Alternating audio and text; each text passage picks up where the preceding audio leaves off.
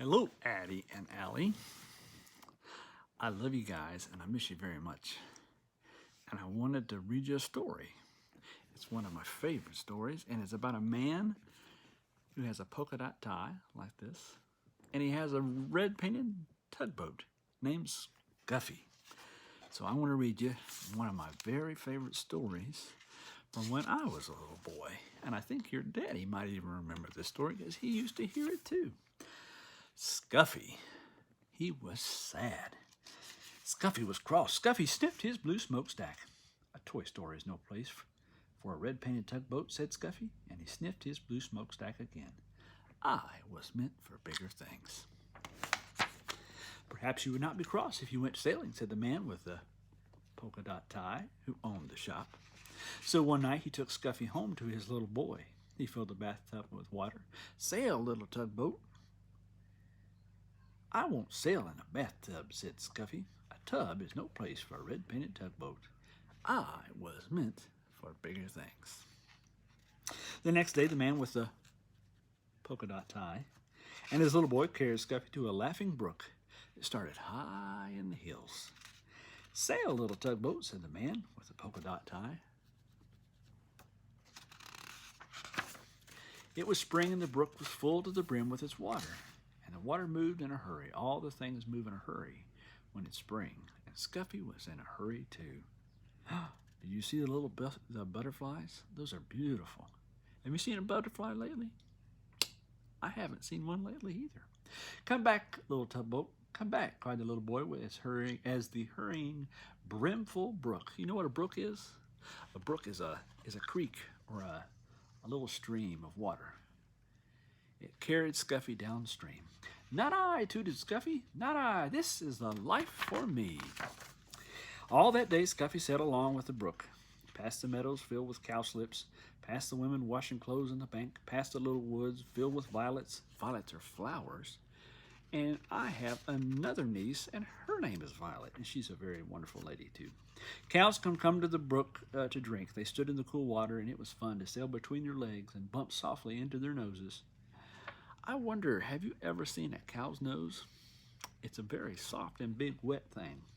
It was fun to see them drink, but when the white and brown cow almost drank Scuffy instead of the brook's cool water, Scuffy was frightened. That was not fun.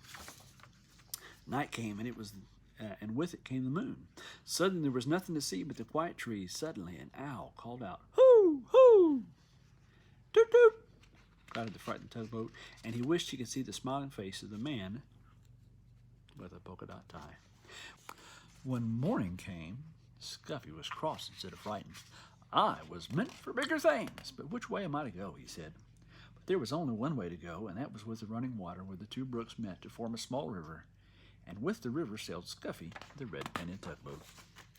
He was proud when they sailed past villages.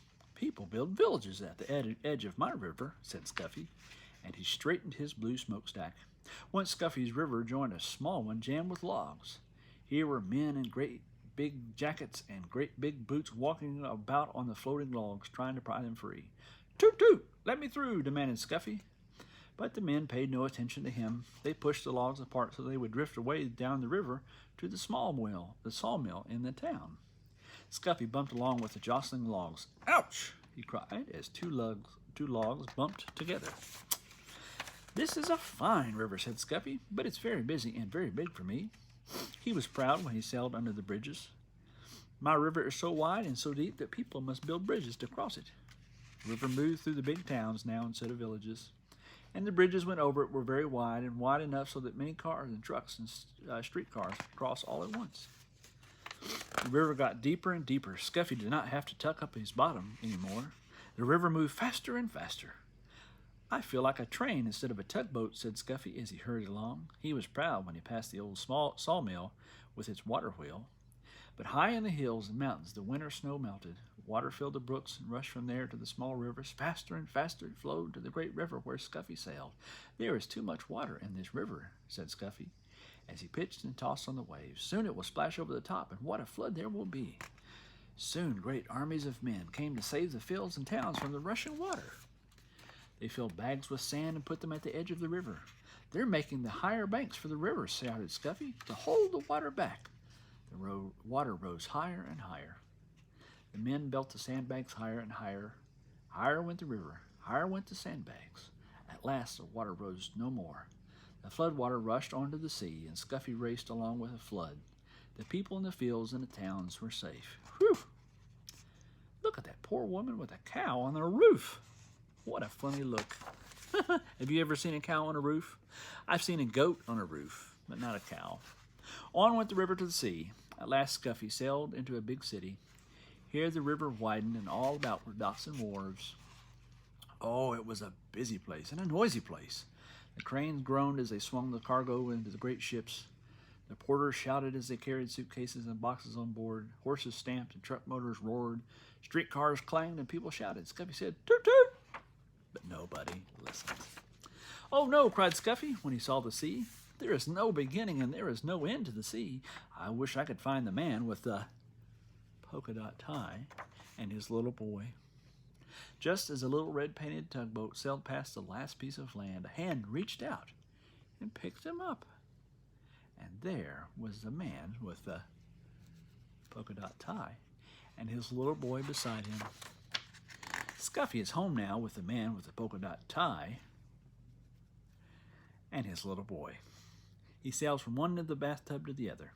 "This is a place for a red-painted tugboat," said Scuffy, "and this is the life for me. I love you, girls. I hope to see you soon."